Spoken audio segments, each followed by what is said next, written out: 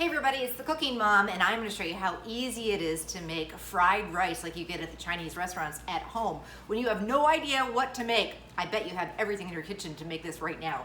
So the first thing I did is I started with a little bit of oil in a non-stick pan, and I've got I'm scrambling some egg, and then I'm going to push this over to the side. Now I'm going to add, this is just cooked rice.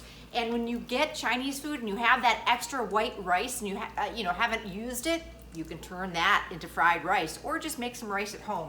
It's actually better if it's a little bit cold. Now I've got some vegetables. These are just frozen vegetables, but whatever you have in that produce drawer that needs using. Broccoli, peppers, celery, carrots, you name it. And then I'm gonna add a little bit of soy sauce.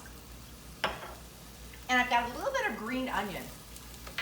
This is so good. It's crazy easy. It's kid friendly. You could certainly add chicken, leftover chicken or ham or beef or shrimp. And we are literally at about the finish line. You can see that the rice gets coated with all that yumminess. The last thing, optional, you can hit it with just a touch of sesame oil, and that'll really take it to a whole nother level. So there you go, fast and fabulous fried rice. The recipe for this and lots of quick, easy recipes on my website, thecookingmom.com. Enjoy.